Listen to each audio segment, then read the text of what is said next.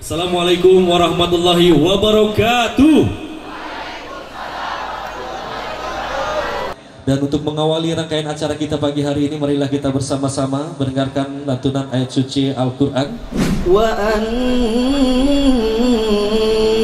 ladzina la yu'minuna bil akhirati a'tadna lahum 'adzaban alima.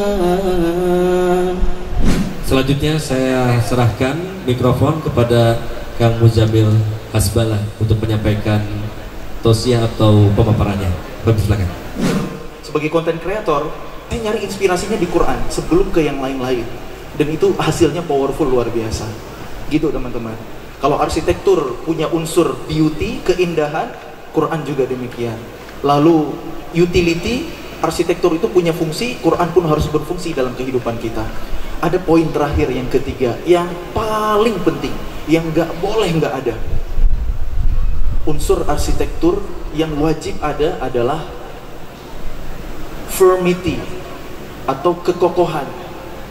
Bangunan itu nggak boleh roboh, nggak boleh runtuh. Karena percuma indah kalau digoyang gempa dikit rontok semuanya. Nggak lucu kan? Kalau kena angin badai runtuh. Maka unsur yang harus ada pada arsitektur itu adalah kekokohannya.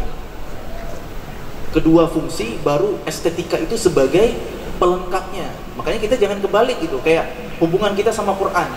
Kita mentingin nadanya doang, tapi kita nggak tadabbur. Akhirnya hati kita keras. Kita mencukupkan dengan irama, makin ngaji, makin berbangga diri. Suara saya paling bagus, saya korek juara internasional, diundang kemana-mana. Follower, subscriber saya jutaan gitu. La haula wala quwwata illa billah. Jadi jangan sekedar keindahannya. Ibarat rumah kita lihat dari depan estetik banget. Pas kita masuk, pengap, lembab, retak, bocor di mana-mana, datang hewan-hewan yang nggak diundang. Nyaman nggak kita tinggal di bangunan yang kayak begitu? Harus berfungsi dengan baik, harus kita tadabburi, kita amalkan. Dan yang paling penting harus kokoh. Kalau arsitektur itu kokoh dengan fondasi yang benar, hitungan struktur yang tepat, bentangan yang akurat, pemilihan material yang nggak asal-asal, maka kokohnya hubungan kita dengan Al-Quran. Pertama, kalau niatnya lillahi ta'ala, ikhlas, itu yang susah, itu yang berat, ya enggak? Karena kalau kita ngomong saya ikhlas, berarti nggak ikhlas. Soalnya surah Al-Ikhlas itu nggak ada kata ikhlasnya ya. Tapi ikhlas ini berbeda dengan ridho yang dipahami oleh kebanyakan masyarakat Indonesia ya. Ada pergeseran makna sebenarnya. Kita kan sering ngomong, aduh kecengan aku ditikung sama sahabat sendiri, aku udah ikhlas ya Allah, udah ikhlas. Itu bukan ikhlas di situ ridho. Walaupun kalau disebut ikhlas ya nggak apa-apa juga, karena udah bergeser maknanya. Nah, ikhlas yang dimaksud adalah memurnikan niat hanya untuk Allah, karena Allah mengharapkan balasan dari Allah dalam bab ibadah, bukan ketika menerima takdir. Kalau menerima takdir itu ridho, tapi kalau kita beribadah, nah itu babnya ikhlas, itu yang berat. Makanya kenapa Imam Bukhari menempatkan hadis innamal a'malu binniyat paling awal, karena pengen semua jeripaya menghimpun hadis Nabi yang mulia, niatnya karena Allah semata. Bukan bab tentang jihad, bukan birrul walidain, bukan tentang sholat, tapi tentang niat. Nah, lillahi ta'ala, itu kekokohan hubungan kita sama Quran. Karena kalau kita nggak ikhlas, bukankah ada 3 golongan dalam hadis yang masyhur sering kita dengar, yang duluan Allah perintahkan malaikat untuk menyeret orang-orang itu ke neraka? Sebabnya apa? Kadzabta, kata Allah, kalian lakukan itu semua karena ingin mendapat pujian, pengakuan dari manusia. Ada seorang alim, ada seorang mujahid, seorang hartawan, yang semuanya tempatnya di neraka gara-gara niatnya nggak lillahi ta'ala. Itu bahaya. Kemudian kokohnya hubungan kita dengan Al-Quran kalau sesuai dengan ilmunya. Kan ngaji itu nggak boleh asal-asal, baca Quran nggak boleh sembarangan. Ada yang namanya ilmu tajwid, ilmu untuk membaguskan bacaan Al-Quran. Teman-teman, apa sih hukumnya belajar ilmu tajwid? Apa hukumnya belajar ilmu tajwid? Fardu kifayah. Masya Allah, pinter-pinter ya santri DKM, Masya Allah, tabarakallah. Pertanyaan selanjutnya, apa hukumnya membaca Al-Quran sesuai dengan ilmu tajwid? Fardu ain. Tahu bedanya? Hukum belajar teori tajwid fardu kifayah, tapi baca Quran sesuai dengan tajwid fardu ain. Bisa dipahami bedanya? Kalau nggak ngerti teori sebenarnya nggak apa-apa. Kalau ngaji harus benar, gimana caranya? Jadi kalau teman-teman nggak hafal nun mati ketemu ba, hukumnya iqlab. kamu ketemu dia kapan ijab? Nggak apa-apa gitu. Tapi kalau ngaji harus benar, jadi nggak harus hafal matan jazariyah, tufatul atfal, karena dulu Quran diturunkan فَإِذَا قَرَأْنَاهُ فَاتَّبِعْ قُرْآنَهُ. Apabila dibacakan Al-Quran, maka ikutilah bacaan itu. Talaqi, inna sanulki alaika qawlan thaqila. Guru mencontohkan, murid menirukan. Dari malaikat Jibril ke Rasul, dari Rasul ke para sahabat. Praktek langsung, teori belakangan. Itu aslinya metode pengajaran Quran. Teori untuk menguatkan praktek, untuk memudahkan, itu metode. Karena ilmu tajwid baru muncul 2 abad setelah Quran turun. Nah, jadi baca Quran yang benar. Apa jadinya kalau surah Al-Fatihah kita bermasalah? Nggak sah dong sholat kita, karena termasuk dari rukun sholat. Makanya baca Quran itu harus benar. Jangan iramanya dulu, tajwidnya dibenerin, lalu tadabbur, irama menyempurnakan. Nah, itulah korelasi antara arsitektur dan Quran yang saya renungkan. Ya, Masya Allah, tabarakallah. Ternyata jadi inspirasi. Nah, itulah yang berusaha saya tuangkan dalam media-media saya.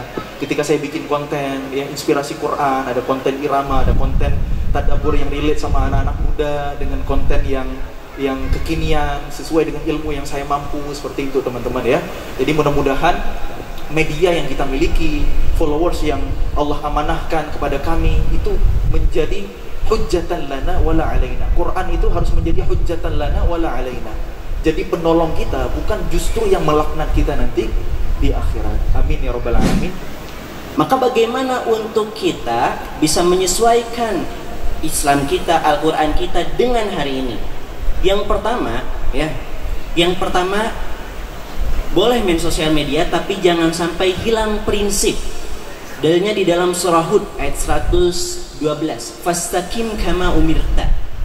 Teguh pendirian terhadap Islam, bervalue, teguh pendirian terhadap Islam. Contoh kecil misalkan, main sosial media kan ya teman-teman semuanya. Misalkan nih lagi foto, suka selfie, suka bikin JJ, nah misalkan bikin JJ terus fotonya gini, wah misalkan. Nah, yang gini termasuk etika Islam bukan?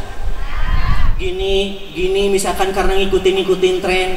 Kita punya gaya sendiri teman-teman, punya prinsip sendiri. Contoh misalkan gayanya ya gini, atau ya bordak tauhid gitu, bordak tauhid atau bordak 30 juz misalkan ya. Wah, kita harus menyesuaikan dengan perkembangan hari ini. Contoh lagi, kita punya etika tersendiri, prinsip agama kita sebagai muslim. Bermain sosial media, karena bermain sosial media misalkan yang ngikutin tren. Kalau kaget misalkannya, kalau dikagetin temen atau enggak jatuh, misalkan bilangnya apa kalau lagi jatuh atau dikagetin? Astagfirullah, aslina, asli. Misalkan bilangnya, contoh lagi dikagetin, damn bro, god damn, misalkan, wah ngikutin tren. Kita punya prinsip tersendiri. Kalau kaget bilang apa? Nah, atau misalkan lihat pemandangan indah bilang apa? Aslina. Nah, siapa yang misalkan lihat pemandangan bilangnya, wah anjay bagus, misalkannya gara-gara ngikutin. Nah, sekali lagi, kita boleh main sosial media, boleh kita bergabung di situ. Boleh banget ya, karena Islam itu memang sunatullah berubah. Kita harus menyesuaikan. Nah, jangan sampai hilang prinsip. Itu yang pertama. Kemudian yang kedua, teman-teman, bagaimana agar kita bisa menyesuaikan dengan perkembangan hari ini? Yang kedua, mengedepankan dulu ilmu. Jangan sampai wala taqfu ma laysa laka bihi di dalam surah Al-Isra ayat ke-36. Jangan sampai kita mengikuti sesuatu yang tidak tahu itu apa artinya. Contoh tren lagu. Teman-teman biasanya main sosial media suka lihat apa aja? Iya tuh, jangan aku atuh jadi baper kieu ya. Contoh suka denger lagu, misalkan tren-tren lagu-lagu Bruno Mars misalkannya, atau lagu-lagu yang lain. Nah, kita sebagai penghafal Quran harus punya prinsip sendiri. Janganlah dengar lagu itu mulai ditinggalkan. Coba dengar murotal, misalkannya ada murotalnya Ustaz Muzamil, ada murotalnya Ustaz Hanan, banyak lah. Coba pendengarkan dengan baik, karena ada 3 aspek yang akan merubah etika dan akhlak seseorang. Di dalam surah Al-A'raf 179 halaman kanan di paling atas. Walaqad darana li jahannam katsiran minal jinni wal ins lahum qulubun la yafqahuna biha. Pertama, ada 3 aspek yang akan merubah seseorang. Pertama, lahum qulubun la yafqahuna biha, tentang hati. Kalau seseorang hatinya mati, itu akan merubah akhlaknya seseorang tersebut. Contoh hati yang mati. Contoh hati yang mati itu tidak mau mendengarkan nasihat dan cenderung menolak nasihat. Misalkan sekarang lagi trending ya, dah gimana aku aja. Kan di sosial media itu hidup itu udahlah nggak mau diatur, gimana aku aja. Kan ya sekarang anak-anak muda, kita semua nih Gen Z, di sini ada yang umur 20 tahun. Nah, Zai umur 20 tahun sama tuh, masih muda-muda ya. Lanjut lagi. Nah, misalkan sekarang prinsipnya tuh udahlah hidup gak usah diatur, santai aja sendiri karena kita yang akan bertanggung jawab diri sendiri. Akhirnya cenderung menolak nasihat dan efeknya misalkan terbawa terhadap pendidikan pesantren atau sekolah. Apa salah satu akhlak yang buruk misalkan? Jujur ya, siapa yang suka ngomongin asatidahnya di belakang? Nah, siapa yang suka ngomongin guru-gurunya di grup WA misalkan? Wah, sekarang kan seperti itu, gak mau diatur. Terjadi teman-teman gara-gara hatinya yang mati. Nah yang kedua, lahum qulubun la yafqahuna biha wa lahum a'yunun la yubsiruna biha. Apa yang Anda lihat itu berpengaruh terhadap kehidupan teman-teman semuanya. Apa yang teman-teman sering lihat itu akan berefek kepada akhlak kita. Walaqad darana li jahannam katsiran minal jinni wal ins lahum qulubun la yafqahuna biha. Yang kedua, wa lahum a'yunun la yubsiruna. Coba teman-teman, sekarang kan lagi banyak ya menormalisasikan pacaran-pacaran. Di sini ada yang pacaran? Gak mungkin ya. Kalau ada yang pacaran juga, yuk doain semoga hari ini Allah putuskan. Semoga hari ini Allah pisahkan. Amin. Coba itu gara-gara apa? Tontonan. Ada contoh soalnya dari sosial media masuk ke dalam diri. Maka dari itu teman-teman, sosial media ini silahkan diperbolehkan, tapi tetap jaga etika. Faham? Fahimtum? Jaga etika karena kita punya batasan. Kita muslim. Beda mau main sosial media itu. Jangan disamakan seperti orang biasanya. Kita muslim. Fahimtum? Yang ketiga, sosial media itu bisa jadi ladang amal soleh dan jadi ladang dakwah, tergantung siapa yang pakai. Misalkan teman-teman ada yang pengen jadi konten kreator, niatkan aja untuk dakwah dan untuk mencari pahala dan mengajak kebaikan. Sama Zai juga bikin konten-konten drama santri ya. Drama santri, misalkan Zai itu waktu itu pecah tuh konten drama santri tentang kehidupan santri di malam hari. Jadi ketika mau tidur ada santri yang skincarean, ada yang ke WC bolak-balik, ada yang gak mau dimatiin lampunya, ada yang pengen dimatiin lampunya. Kehidupan santri, dan itu menarik bagi teman-teman di luar sana yang belum berkesempatan untuk melihat tentang aktivitas pesantren. Pertama, dakwah memperlihatkan keseharian pesantren. Yang kedua, di pertengahan konten drama Zai selipin tentang misalkan iman itu ada 77 cabang. Yang pertama itu kan beriman kepada Allah, dan yang paling ringannya ke-77 itu menyingkirkan gangguan dari jalan. Nah, Zai sepil tuh hadis di pertengahan. Disepil hadis di pertengahan biar untuk dakwah kepada teman-teman penonton di luar sana. Oh, ternyata menyingkirkan gangguan sampah atau misalkan yang mengganggu di jalan-jalan itu menjadi pahala bagi kita dakwah juga. Kreatif teman-teman.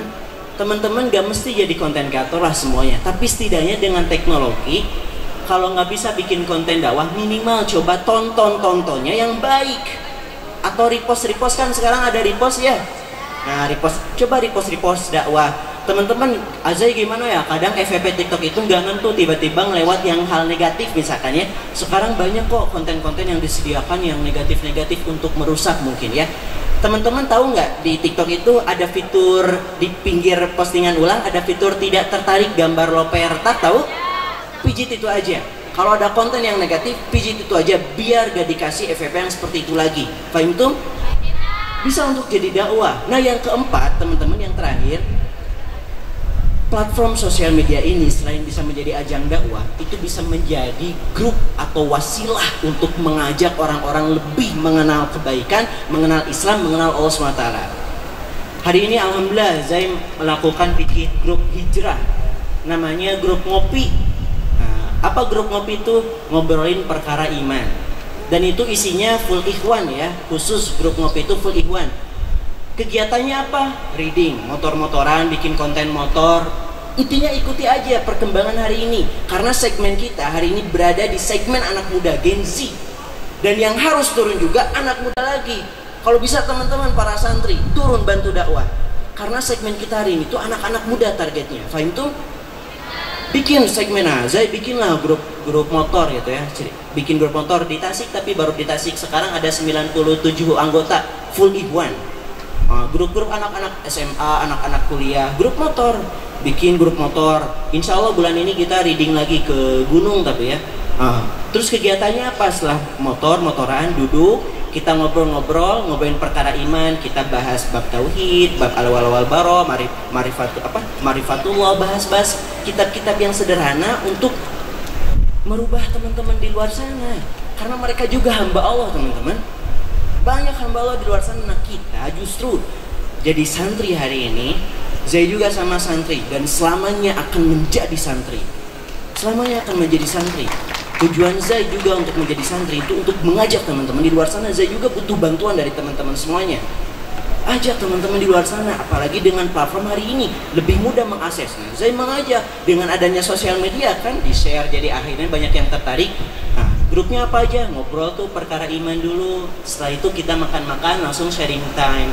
Banyak teman-teman yang curhat tentang keluarganya, kita kasih solusi. Banyak teman-teman yang ngerasa di luar sana, Zai, saya ketika di rumah ngerasa nggak ada rumah karena orang tua sibuk dua-duanya.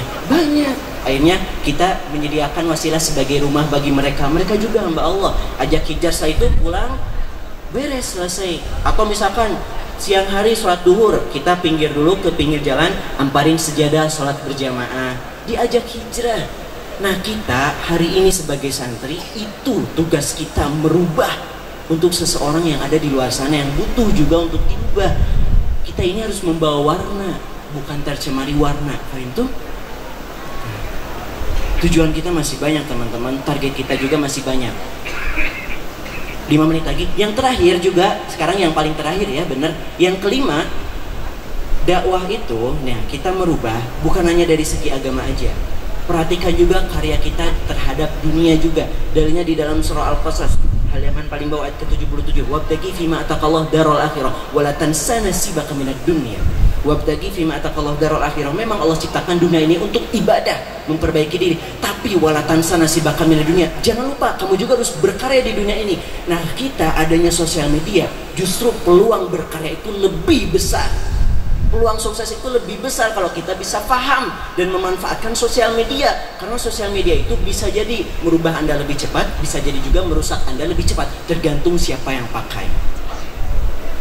Nah, coba berkarya di dunia ini. Bikin apa aja. Alhamdulillah, saya hari ini juga selain dakwah seperti ini, saya juga dakwah lewat syair. Jadi ada syiar, ada syair. Syiar dan syair. Lewat lagu-lagu. Karena banyak teman-teman para pecinta lagu di luar sana yang masih mendengarkan lagu-lagu jahiliyah. Zai hadir, bikin lagu, sediakan lagu wasilah, lagu positif. Setidaknya dengan lagu itu bisa jadi ladang dakwah bagi Zai. Teman-teman juga gitu, silahkan ingin menjadi apapun, berkarya menjadi apapun silahkan. Tapi jangan lupa kita punya prinsip untuk selalu mengajak kebaikan kepada teman-teman di luar sana. Fahim tuh?